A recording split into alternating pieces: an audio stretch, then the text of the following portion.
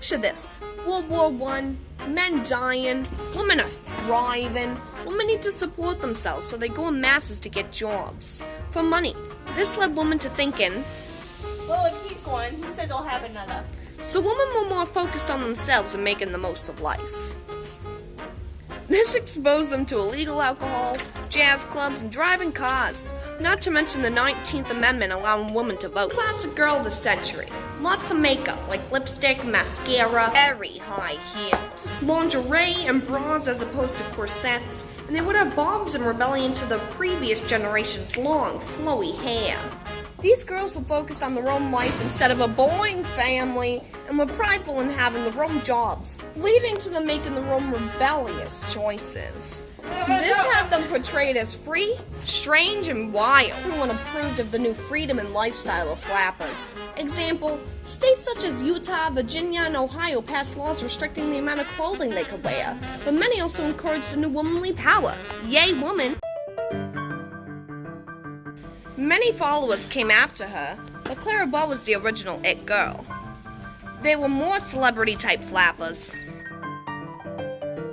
She had abusive parents and a terrible home situation, but she sent her picture to a magazine one day and won the first prize. She became famous after she worked endlessly with Hollywood films. In the movie It by Shepard, the word is mysterious but was defined 3 times. It person must be confident, irresistible, and attractive. She left Hollywood because her voice wasn't very nice. And when recording technology brought sound into the picture, she was less comfortable. It was said to be still wearable in current time because of how engaging it was. She was elegant and fashionable. Many wanted to have it, so they copied her. Industry was huge at this time and in other decades. She would have been homeless, but film saved her. She became a role model for many other women in the film industry. Therefore, flappers pushed the barriers of social standards in this time and were very open about who they were. Independence! Part of the reason these women came to light was actually alcohol, or really the fact that they couldn't drink alcohol.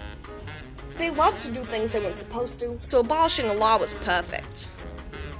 Prohibition. It's the official banning of making, selling, and transportation of liquor for drinking. It all started when people began opposing liquor in the 1840s, and crusades against alcohol were common occurrences in religious communities. People began believing that alcohol went against religion, and most states, like Maine in 1851, began passing laws against it. Then there were 12 more states in 1855. But actually stalled the newly growing ban, so saloons that focused on alcohol started springing up. Nevertheless, the 1869 oldest third party in the U.S. appeared, the Prohibition Party. Congress met in to pass the 18th Amendment and enacted the Prohibition. And so, the new law started wreaking havoc in the nation. Alcoholics couldn't just stop drinking. Us flappers just couldn't stop partying. To cope with it, alcohol support groups became popular to stop families from being ripped apart. However, the rebels of that time would go to great lengths to get illegal booze. Now there would be less alcohol, as Prohibition lessened production. But there were plenty of bootleggers who illegally made liquor. Not only that, but the Anti-Saloon League went around attacking alcohol providers because it went against religion. Factory owners would agree because booze made their employees less effective, and seeing it was the industrial area, this was important to factory owners. What was a rebellious flapper to do? She can't just go around obeying laws.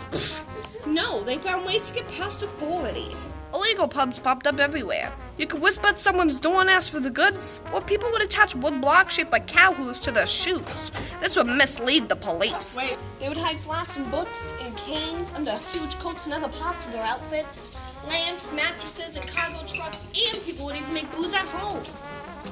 Eventually, the Treasury Department had to switch power of enforcing Prohibition over to the Justice Department because they didn't do such a great job at enforcing it, obviously. So as you can see, Prohibition impacted men and flappers alike.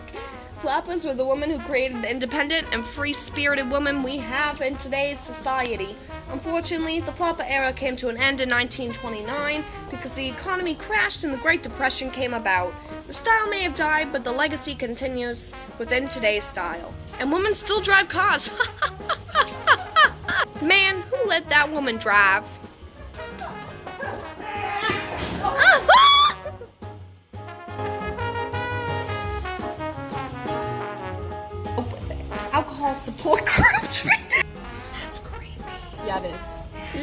Stop. You're creepy. To still be irresistible. What was a rebellious flapper to do? She can't just go around obeying laws. No, they would find ways to get past. She died. Woman of throne. There she is. Yeah. Oh God. Yep. The fact that they couldn't drink alcohol. They love to do things they weren't supposed to. Look at Mr. Woodman.